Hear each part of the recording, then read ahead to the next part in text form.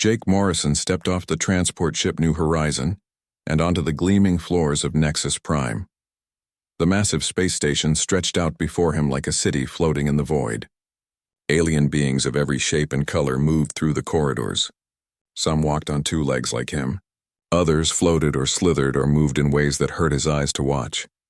He adjusted his worn uniform and checked his diplomatic papers one more time. The scars on his hands caught the station's bright lights. Burns from plasma rifles, cuts from shrapnel. The marks of a soldier who had seen too many battles across human space. Jake had been fighting for 30 years. Wars against rebels, wars against pirates, wars against alien species that wanted to push humanity back to their home system. His body showed every year of it.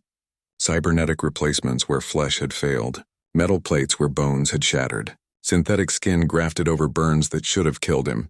But he was alive, tired but alive, and now he had a chance at something different.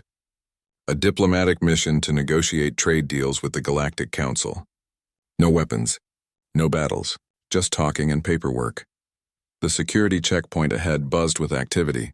Long lines of aliens waited to be processed by the scanners. Jake joined the queue behind a creature that looked like a walking tree and smelled like flowers after rain. When his turn came, Jake stepped forward to face the scanner operator. The alien had blue-green skin and too many eyes. Its nameplate read, Crix-9 in both alien script and human letters. Purpose of visit, Crix-9 asked in heavily accented English. Diplomatic mission, Earth Government Trade Representative, Jake replied. He handed over his credentials.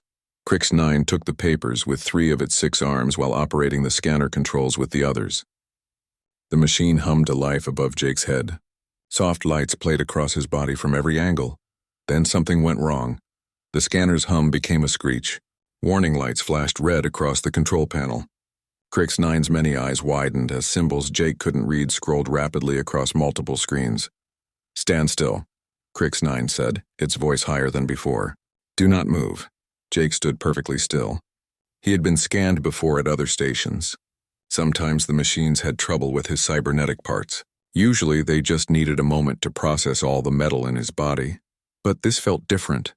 Other aliens in line began to notice the commotion. Whispers spread in languages Jake didn't understand. Some moved away from him as if he carried a plague. The scanner kept screaming. More warning lights joined the first batch. Crix-9 worked frantically at the controls, pressing buttons and adjusting settings. Nothing helped. What is the problem? Jake asked. Scanner shows impossible readings, Crix-9 replied without looking up. Says you should be dead. Multiple times over. But you are standing here talking to me. Jake frowned. Dead from what? Everything, Crix-9 said. Burns that should cook internal organs.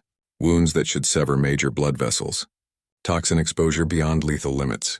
Radiation damage to genetic structure. Impact trauma that should crush vital organs. A crowd gathered around the checkpoint. Jake heard more whispers. Some aliens pointed at him. Others backed away. A few took pictures with devices he didn't recognize.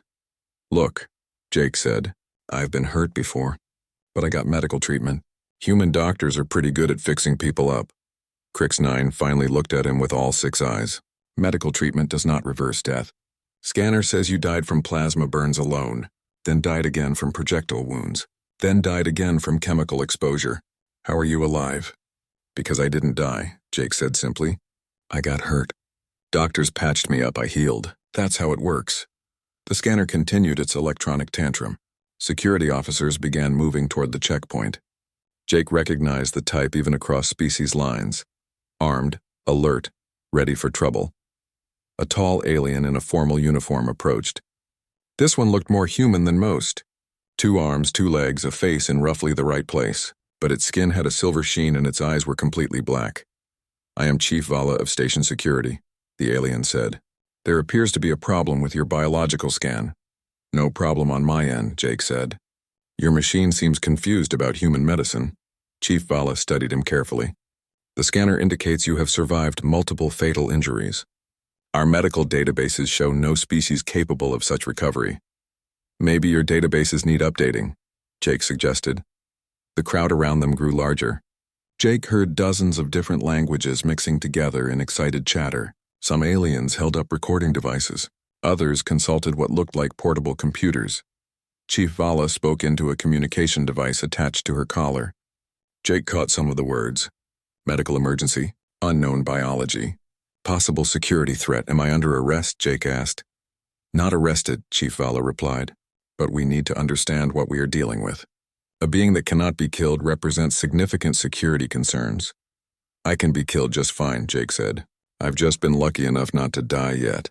The scanner finally stopped screaming. The warning lights faded to a steady amber glow. Crix-9 stared at the displays as if they had personally insulted its family. Scanner has given up, Crix-9 announced. Classification shows as impossible termination resistance. Recommends immediate isolation and study. Chief Vala nodded. Jake Morrison of Earth. You will accompany me to Medical Section 7 for evaluation. This is not optional, Jake sighed. So much for a simple diplomatic mission. He had hoped to avoid the medical examinations and scientific curiosity that followed humans around the galaxy. Every species wanted to know how humans survived things that killed everyone else. Do I get to call my embassy? Jake asked. Standard diplomatic protocols will be followed, Chief Vala assured him. But first, we need to understand why our most advanced scanners classify you as biologically impossible. The crowd parted as Chief Vala led Jake away from the checkpoint. He felt dozens of alien eyes tracking his movement. Conversations followed in his wake. The words varied by species, but the tone was universal. Fear mixed with fascination. Jake had seen that combination before, usually right before someone started shooting at him. He hoped the galaxy's diplomats were more reasonable than its soldiers. But as they walked deeper into the station, Jake noticed more security officers joining their escort. Whatever the scanner had told them about his scars, they were taking it very seriously indeed. This was going to be a long day. Medical Section 7 looked like something from a science fiction movie. Gleaming equipment filled every surface. Machines with purposes Jake couldn't guess hummed and beeped around the room. The air smelled of antiseptic and ozone. Dr. Zhen waited for them at the center of it all. The Etherian scientist had 4 arms and skin that shifted color like an oil slick. Each arm worked independently at different control panels as Chief Vala explained the situation. Impossible, Dr. Zhen said after hearing the scanner reports. No known biology supports survival of such trauma. Well, here I am, Jake said, settling onto the examination table they indicated. Still breathing and everything. Dr. Zhen approached with what looked like a medical scanner, though it was twice the size of anything Jake had seen in human hospitals. May I examine your injuries directly? Go ahead, Jake said. Just remember, I'm not a laboratory specimen. The scanner passed over Jake's body with mechanical precision. Dr. Zhen's 4 arms danced across multiple displays as data streamed across the screens. With each pass, the doctor's color-shifting skin grew brighter. This burn pattern, Dr. Zhen said, indicating a patch of synthetic skin on Jake's shoulder. Plasma rifle discharge at close range. Temperature readings suggest direct contact with ionized gas exceeding 2,000 degrees. Rebel sniper on Kepler Station, Jake explained. Caught me in the side corridor. Medics said I was lucky it didn't cook my whole torso. Dr. Zhen's skin flashed brilliant yellow. Luck, you call this luck? Any known species would have died instantly from thermal shock alone. Chief Vala moved closer to observe the readings. What about this pattern here? The scanner highlighted Jake's left leg, where metal plates were visible beneath the synthetic skin. Dr. Zhen examined the data more closely. Projectile wounds, Dr. Zhen said. Multiple high-velocity impacts. Bone fragments should have severed the major artery. Blood loss would cause death within minutes. Pirate raid on the cargo convoy to New Dallas, Jake said. Took some rounds in the leg during the boarding action. Combat medic slapped a tourniquet on me and kept me going until we could reach the ship's medical bay. Tourniquet. Dr. Zhen repeated the word as if it were foreign. You stopped blood flow to prevent death. Pretty standard procedure, Jake said. Cut off circulation above the wound until you can get proper medical attention. Dr. Zhen and Chief Vala exchanged looks. Jake was starting to recognize that expression across different alien species. The look that said humans did things that made no sense to anyone else. The scanner moved to Jake's chest, where a network of scars traced patterns across his ribs. Dr. Zhen's skin shifted to deep purple as the readings came through. Chemical burns, Dr. Zhen announced. Exposure to industrial acids. Damage to respiratory system. Cellular destruction at the molecular level. Toxic spill on mining platform 7, Jake said. Terrorist attack breached the containment systems. Rescue team found me 3 hours later in a pocket of clean air. Spent 2 months in regeneration therapy. Regeneration therapy, Chief Vala said. Explain this process. Jake tried to think of how to describe human medicine to aliens who apparently never got seriously hurt. Doctors take healthy cells from other parts of your body and grow new tissue to replace the damaged areas. They can rebuild organs, regrow skin, even replace bone in some cases. Dr. Zhen's forearms moved faster across the controls. This is not natural healing. No, Jake agreed. It's artificial healing. Medical technology. We use machines and drugs and surgery to fix what the body can't fix on its own. The scanner continued its examination. Each new injury prompted more excited discussion between Dr. Zhen and Chief Vala. Jake heard words like impossible and unprecedented repeated in multiple languages. Word was spreading through the station. Jake could see crowds gathering outside the medical section's windows. Aliens of every description pressed close to the glass, trying to get a look at the human who couldn't die. These neural implants, Dr. Zhen said, indicating Jake's skull. Scanner shows artificial connections to your nervous system. Brain injury from the explosion on Titan Base, Jake explained. Shrapnel fragment went through my helmet. Neurosurgeons had to replace the damaged tissue with synthetic neural pathways. Chief Vala leaned forward. You can survive damage to your brain. With the right medical intervention, yes, Jake said. It's not pleasant and recovery takes time, but it's possible. Dr. Zhen stepped back from the scanner, all forearms trembling. In my 200 years of medical practice, I have never encountered biology capable of such resilience. It's not the biology, Jake said patiently. It's the medicine. Human doctors don't just treat diseases. They treat injuries that would kill most other species. Because you refuse to die, Chief Vala said. Jake considered that. I suppose that's one way to put it. We don't accept death as easily as some species might. The crowd outside had grown larger. Jake could see alien news crews setting up equipment. Security officers were trying to maintain order, but the excitement was building. Dr. Zhen consulted with other medical staff who had gathered to observe the examination. Jake heard fragments of their conversation in Universal Standard. Terms like unprecedented resilience and impossible survival rates, Dr. Zhen, Jake said. Can I ask you something? Yes. What happens when your people get seriously injured? Dr. Zhen's skin shifted to a pale blue. We die. Natural biological processes cannot reverse severe trauma. Death is the normal result of major injury. And you don't try to prevent that. How can we prevent the natural order? Dr. Zhen asked. Death from injury is expected. We accept it and move on. Jake shook his head. Humans don't accept it. We fight it. We use every tool and technique we can develop to keep people alive who should have died. Chief Vala activated her communication device. Jake heard her requesting additional security personnel and scientific staff. The situation was growing beyond a simple medical examination. There is something else, Dr. Zhen said quietly. These readings show psychological markers as well. Stress indicators that should have caused permanent mental damage. Combat trauma, Jake said. It's a real problem. But we have treatments for that too. Therapy, medication, support groups. We help people deal with experiences that would break most minds. You heal minds as well as bodies, Chief Vala observed. We try to, Jake said. Not always successfully, but we try. The medical examination continued for another hour. Each scan revealed new evidence of Jake's impossible survival record. Burns that should have been fatal. Wounds that should have caused death from blood loss. Toxin exposure that should have shut down his organs. But Jake Morrison sat on the examination table, very much alive and increasingly annoyed by all the attention. He had diplomatic work to do and the morning was already half gone. Outside, the crowd had become a mob. Aliens from dozens of species pressed against the windows, trying to see the human who defied death itself. The news spread through Nexus Prime faster than a fire in dry grass. Within hours, every being on the station knew about the human who couldn't be killed.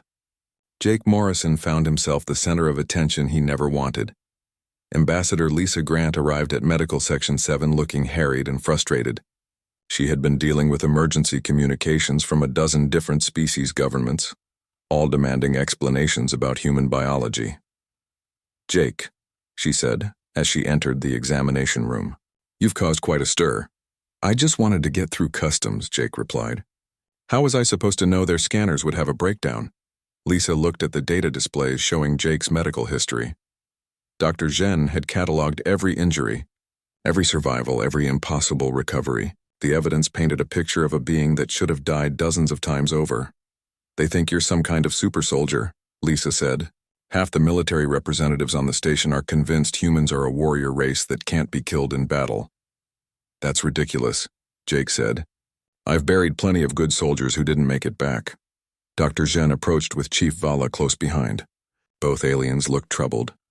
"Ambassador Grant," Dr. Zhen said, "we need to understand human medical capabilities." "Our scans of Jake Morrison suggest impossible biological resilience," Lisa sighed. "There's nothing impossible about it.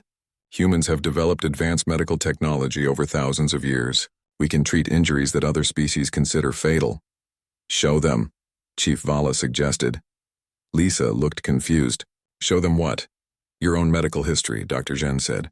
"If human medicine is as advanced as you claim, then you should also show evidence of impossible survival." Lisa hesitated. "That's rather personal." "The Galactic Council has classified humans as a potential threat species based on Jake's scans," Chief Vala said. "Several governments are demanding restrictions on human travel and trade. We need more information." Jake watched Lisa struggle with the decision. He understood her reluctance. Medical records were private things. But if his scars had created a diplomatic crisis, maybe her story could help fix it. "It's okay, Lisa," Jake said. "If it helps prevent a war, I think a little privacy invasion is worth it." Lisa nodded reluctantly and stepped onto the scanning platform. Dr. Zhen activated the medical scanner with obvious excitement. The machines that had screamed warnings about Jake ran smoothly over Lisa's unmarked form. Then the readings appeared on the displays. Dr. Zhen's skin flashed through every color Jake had seen and several new ones. Chief Vala stared at the data as if it had personally insulted her. "Impossible," Dr. Zhen whispered. "You show no external signs of trauma, but the scanner indicates multiple survival events." Lisa looked at the readouts. Childhood leukemia at age 7. Car accident at 16 that crushed 3 ribs and punctured a lung. Appendicitis that turned septic at 22. Food poisoning from alien cuisine that should have shut down my kidneys. "Any of these events should have resulted in death," Dr. Zhen said. "But they didn't," Lisa replied. "Chemotherapy cured the leukemia. Emergency surgery repaired the lung damage. Antibiotics stopped the sepsis. Dialysis kept my kidneys working until they recovered." Jake watched the aliens process this information. He could see their worldview struggling to accommodate the idea that death wasn't always final. "All humans carry such survival records?" Chief Vala asked. "Most of us have been seriously sick or injured at some point," Lisa said. "Human medicine has gotten very good at keeping people alive through trauma that used to be fatal." Dr. Zhen worked frantically at the medical databases, pulling up information about human physiology and medical practices. The data painted a picture of a species that refused to accept death as the natural outcome of injury or illness. "This changes everything," Chief Vala said into her communication device. "Request immediate conference with all department heads." Within an hour, the medical section was crowded with representatives from every major species on the station. Jake found himself surrounded by aliens who stared at him like he was a miracle or a monster. General Thax pushed through the crowd. The Scorvian military leader was built like a tank with too many teeth. His people were known across the galaxy as aggressive warriors who settled disputes with violence. "So," General Thax said, examining Jake with predatory interest, "humans are the ultimate soldiers. Impossible to kill in battle." "That's not what this means," Lisa protested. "Human medicine allows us to survive injuries. It doesn't make us invincible." "But you do not die from wounds that would kill my people," General Thax said. "This makes you dangerous opponents." Jake stood up from the examination table. "General, I've been a soldier for 30 years. I've seen plenty of humans die in combat. We're not any tougher than anyone else when bullets start flying. Yet you survived all this." General Thax gestured at the medical display showing Jake's injury record. "I survived because other humans risked their lives to save me," Jake said. "Combat medics who ran into fire to patch up wounded soldiers. Doctors who worked for hours to put me back together. Nurses who sat with me during the worst nights of recovery. General Thax looked confused. Your warriors save enemies.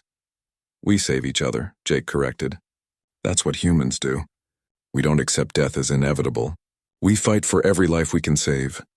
The crowd murmured in dozens of languages. Jake heard words like incomprehensible and dangerous repeated across species barriers. Dr. Jen addressed the gathering. Based on these examinations, humans possess medical technology far beyond galactic norms. They can survive trauma that would kill any other known species. This makes them unpredictable, said a representative from the Delicate Christine Collective. Jake recognized the species from diplomatic briefings. They were beautiful crystalline beings who could die from minor temperature changes. If humans cannot be reliably killed, they cannot be reliably controlled, added a delegate from the Pacifist Union. This threatens the balance of galactic power. Lisa tried to maintain diplomatic calm. Humans have no interest in threatening anyone. We want the same things as everyone else. Trade, peace, cooperation. But you are built for war, General Thax insisted. Your bodies are weapons that cannot be destroyed. Our bodies are flesh and blood like everyone else's, Jake said, his patience wearing thin. We just refuse to give up easily. The debate continued for hours. Some species saw humans as a threat that needed to be contained. Others were fascinated by the implications of human medical technology. A few suggested that human medicine could benefit all species if properly shared. Through it all, Jake sat in the middle of the crowd, feeling like a specimen in a zoo. He had wanted a quiet diplomatic mission. Instead, his scars had triggered a galactic crisis. As the arguments grew more heated, Jake began to worry that his survival record might start a war instead of preventing one. The emergency session of the Galactic Council convened 3 days after Jake's arrival. Representatives from 47 species packed into the Great Assembly Hall of Nexus Prime. The air buzzed with tension and whispered conversations in languages from across the galaxy. Jake sat in the witness section, still wearing his diplomatic uniform but feeling more like a defendant than a trade representative. Lisa Grant worked frantically at her communication station, trying to manage the crisis that had erupted from a simple customs scan. General Thax had spent the 3 days mobilizing Scorvian battle fleets. His people had interpreted the scanner readings as evidence that humans were an unstoppable warrior race. Fear and paranoia spread through the Scorvian Empire like wildfire. The evidence is clear, General Thax announced when his turn came to address the assembly. Humans represent an existential threat to galactic stability. No species should be able to survive such devastating injuries. This makes them unpredictable and dangerous. The Delicate Christine Collective agreed through their shimmering spokesperson. We cannot coexist with beings who defy the natural order of life and death. Their very existence threatens the cosmic balance. Jake watched the proceedings with growing frustration. They were talking about humans as if they were monsters or supernatural beings. The reality was much simpler, but nobody seemed interested in simple explanations. Captain Ryan Blake had arrived the previous day with a small escort fleet. His presence was meant to provide diplomatic support, but it only made things worse. The aliens saw armed human ships and concluded that Earth was preparing for war. Captain Blake, the council moderator said, please present the human response to these allegations. Captain Blake stood, his battle-scarred face grim under the assembly hall lights. Like Jake, he carried the marks of countless conflicts. Burns, cuts, cybernetic replacements, and synthetic skin told the story of a soldier who had survived the impossible. Honored delegates, Captain Blake began. Humanity seeks only peaceful relations with all species. We have no intention of threatening anyone, General Thax interrupted. Yet you bring warships to this diplomatic gathering. 3 escort vessels for protection of our diplomatic personnel, Captain Blake replied. Standard procedure for any nation conducting trade negotiations in neutral space. Dr. Jen had spent the 3 days examining Captain Blake's crew. Every human showed the same impossible pattern of survival and recovery. The ship's medical officer had a record that made Jake look lucky by comparison. The evidence suggests that all humans possess this unusual resilience, Dr. Jen reported to the assembly. Medical scans of Captain Blake's crew show similar patterns of survival beyond known biological limits. Whispers filled the assembly hall. Some delegates demanded immediate restrictions on human travel. Others called for quarantine of human space. A few suggested more extreme measures. The Pacifist Union representative spoke next. While we do not advocate violence, we must consider containment protocols. A species that cannot be killed poses risks we are not equipped to handle. Jake had heard enough. He stood up in the witness section, ignoring diplomatic protocol. "May I address the assembly?" he asked. The council moderator looked uncertain. "This is highly irregular." "So is condemning an entire species based on medical scans," Jake replied. "I think I deserve a chance to speak before you decide to declare war on humanity." Reluctant permission was granted. Jake walked to the speaker's platform, feeling the weight of dozens of alien stares. The future of human-alien relations might depend on what he said in the next few minutes. "Honored delegates," Jake began, "I understand your concerns. Our medical records do look impossible by your standards, but you're misunderstanding what those scars represent." He pointed to the burn mark on his shoulder. "This scar isn't proof that humans can't be killed. It's proof that other humans refuse to let me die. A combat medic named Danny Peters dragged me out of that burning corridor on Kepler Station. He carried me to safety while taking fire from rebel snipers." Jake indicated the metal plates in his leg. "These implants exist because a ship's doctor named Carol West worked for 14 hours to rebuild my shattered bones. She could have given up when the initial surgery failed, but she kept trying until she found a way to save my leg." The assembly listened in growing silence as Jake explained each injury, each recovery, each moment when other humans had chosen to fight death rather than accept it. "The chemical burns on my chest were treated by an entire medical team on Mining Platform 7, Jake continued. "They spent 2 months growing new lung tissue to replace what the acid destroyed. Dozens of people worked around the clock because they believed my life was worth saving." General Thax looked skeptical. "You claim weakness, but the evidence shows strength beyond any known species." "The strength isn't in my body," Jake said. "It's in the people who refuse to let me die. Every human on Captain Blake's ship has similar stories. We survive impossible injuries because we have impossible friends." Dr. Zhen consulted the medical data again. "But the technology required for such treatments was developed because we needed it," Jake said. "Humans get hurt doing stupid things. We figured out medicine because the alternative was watching people die from preventable causes." The assembly murmured among themselves. Some delegates seemed to be reconsidering their positions. Others remained skeptical. "This still makes humans unpredictable," the Christine Collective representative insisted. "A species that refuses to die disrupts natural order." Jake turned to address the shimmering crystal being directly. "With respect, what you call natural order, we call giving up. Humans don't accept death easily because we don't accept anything easily. We're stubborn and determined and maybe a little crazy." Captain Blake stepped forward to support Jake's testimony. "Honored delegates, human medicine is not magic.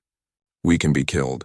We die from disease, old age, accidents, and violence just like everyone else. We've simply developed better ways to treat trauma when it happens." "But why?" asked the Pacifist Union representative. "Why fight so hard against the natural course of life?" Jake thought about all the friends he had lost over the years. Good people who hadn't made it home despite the best efforts of human medicine. "Because every life matters," he said finally. "Every person has value worth fighting for. We developed advanced medicine because we believe that giving up on someone is giving up on everything they might become." The assembly fell silent. Jake could see aliens struggling with concepts that seemed foreign to their experience. The idea that death wasn't inevitable, that trauma could be overcome, that medicine was a form of warfare against the universe itself. General Thax broke the silence. "This philosophy makes humans dangerous. If you do not accept natural limitations, where do your ambitions end?" "At the same place as everyone else's," Jake replied. "We want to live, work, raise families, and leave something better for the next generation. The only difference is that we don't let injury stop us from trying." The debate continued for hours. Some species began to see humans as determined rather than dangerous. Others remained convinced that human resilience posed a threat to galactic stability. As the session ended, Jake realized that his scars had revealed more than just medical history. They had exposed fundamental differences in how species viewed life, death, and the responsibility to preserve both. Jake stood before the packed assembly hall for the final session of the Emergency Council. 5 days had passed since his arrival at Nexus Prime, and the galaxy still couldn't decide whether humans were heroes or threats. The debates had grown heated overnight. Some species wanted to quarantine human space. Others demanded access to human medical technology. A few had suggested that humans be recruited as galactic peacekeepers because of their apparent inability to die. All of it missed the point that Jake had been trying to make for days. "Honored delegates," Jake said as he took the speaker's platform one last time. "I want to tell you about the worst day of my military career." The assembly quieted. Even General Thax leaned forward to listen. 3 years ago, my unit was assigned to rescue colonists from a pirate raid on New Shanghai. Jake began. 50 families trapped in underground shelters while raiders tore apart their settlement. Jake had never talked about New Shanghai in public. The memories were too raw, the losses too personal. But maybe it was time. The pirates had heavy weapons and superior numbers, Jake continued. My commanding officer, Colonel Martinez, could have waited for reinforcements. It would have been the smart tactical decision. The hall remained silent. Jake could see aliens from dozens of species hanging on his words. But Colonel Martinez knew those families wouldn't survive another day without rescue, so he ordered the attack with just 40 soldiers against 200 pirates. Jake's voice caught slightly. We lost 18 people in that assault. Good soldiers who died protecting civilians they had never met. General Thax interrupted. This proves humans are warriors. You accept massive casualties to achieve objectives. No, Jake said firmly. It proves humans are stubborn. We lost 18 soldiers, but we saved all 50 families. Every adult, every child, everyone who was counting on us to not give up. Dr. Zhen consulted the medical records again. But you survived injuries that should have been fatal in that battle. I survived because Private Johnson threw himself on a grenade to protect the medical station where I was being treated, Jake said. He died so that others could live. That's not superhuman resilience. That's ordinary human courage. The assembly stirred uncomfortably. Jake pressed on. My scars aren't proof that I'm impossible to kill, he said. They're proof that other people thought my life was worth saving. Every injury I survived was because someone else refused to let me die. Lisa Grant approached the platform with a data pad. Jake, the medical teams have finished their analysis of human physiology. Dr. Zhen activated the main display screen. Charts and diagrams filled the huge monitor, showing detailed breakdowns of human biology and medical capabilities. After extensive study, Dr. Zhen announced, we have determined that humans are not physically superior to other species. Their survival rates result from advanced medical intervention and psychological determination. General Thax looked disappointed.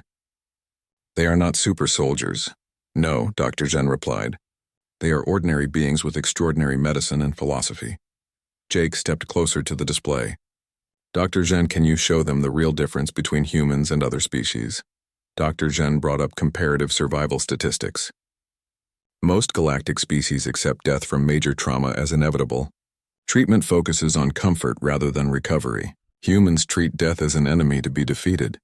Because we're too stubborn to quit, Jake added. When someone gets hurt, we don't ask if they can be saved.